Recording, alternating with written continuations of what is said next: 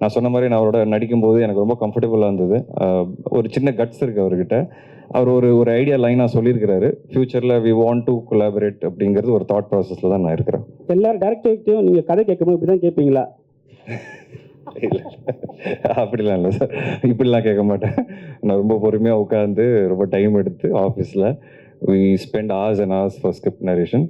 Sometimes இல்லை இல்லை அது வந்து ப்ரொடியூசர், அவர் தான் ப்ரொடியூசர், நான் ப்ரெசென்ட் மட்டும் தான் பண்ணுறேன். ஸோ அதனால மிரட்டேன், அதெல்லாம் பிரச்சனை கிடையாது. டைரக்டர் சொல்லுங்கண்ணா, எப்படி இருக்கீங்க? நல்லா ஹாட் ஸ்பாட். முக்கியமாக எனக்கு ரொம்ப பிடிச்சது தக்காளி சட்னி தான், பயங்கரமாக இருந்தது.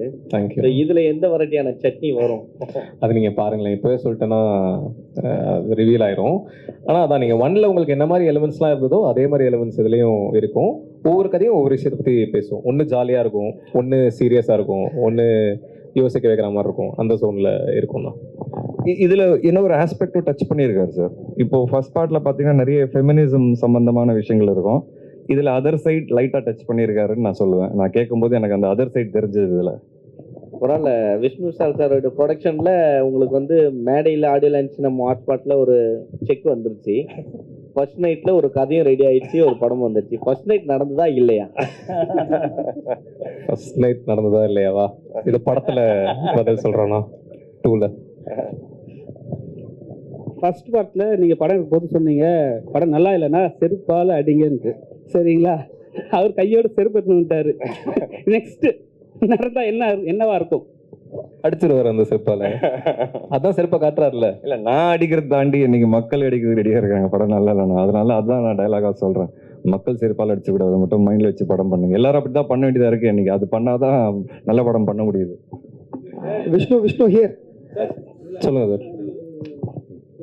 புரியல சார். யூனிவர்ஸ்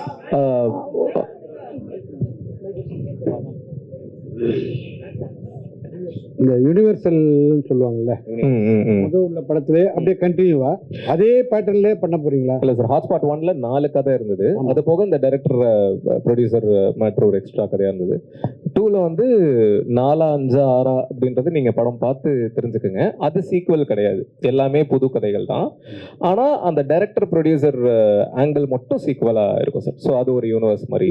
இப்போ இதுக்கு அப்புறமும் பண்ணுறதும் அதே பேட்டர்ன்ல தான் பண்ணுவீங்களான்னு? உங்கள் பேட்டர்னா இதுதான் அப்படிங்கிறது அது சஸ்பென்ஸ் சார். இல்லை இல்லை, ஹாட்ஸ்பாட் மட்டும் இந்த பேட்டர்ன். ஹாட்ஸ்பாட் எனக்கு தெரிஞ்சு அது 3, 4, 5 பண்ணலாம் சார். ஏன்னா இன்னைக்கு சொசைட்டியில் அவ்வளோ விஷயங்கள் இருக்குது சொல்கிறதுக்கு. இது ஒரு அதுக்கு உண்டான ஒரு பிளாட்ஃபார்மாக வச்சுட்டு எனக்கு தெரிஞ்சு மற்ற கதைகள்லாம் அவர் வச்சிருக்காரு. நான் கேட்டேன் ஒன் ஆஃப் த ஸ்கிரிப்ட்ஸ், ரொம்ப புதுசாக இருந்தது எனக்கு அதுவும். ஸோ வேற கதை வச்சிருக்காரு. பட் மேபி ஹாட்ஸ்பாட் இந்த ஸ்டைலில் இருந்தால் கொஞ்சம் நல்லா இருக்கும்னு தோணும். விஷ்ணு விஷால் இங்கே விஷ்ணு இங்கே இருக்கேன். இதில் யாரெல்லாம் நடிக்க போகிறாங்க? இல்லை, அது ஒவ்வொருத்தராக நாங்கள் ரிவீல் பண்ணுவோம். ஆமாம், இப்போதைக்கு வெறும் 2 அனௌன்ஸ்மெண்ட் மட்டும் தான் சார். விஷ்ணு, நிறைய படம் லைனப் இருக்கு உங்களுக்கு, ப்ரொடக்ஷன் நிறைய பண்ணிட்டு இருக்கீங்க. விஷ்ணு விஷால் ஆக்டர் விஷ்ணு விஷால் கஷ்டமா இருக்கா, இல்லை ப்ரொடியூசர் விஷ்ணு விஷால் கஷ்டமானதா? ஏன்னா நடிக்கிறது ஒரு படமே ஒரு வருஷம் எடுத்துக்குது டைம். ப்ரொடக்ஷன் எப்படி இருக்கு?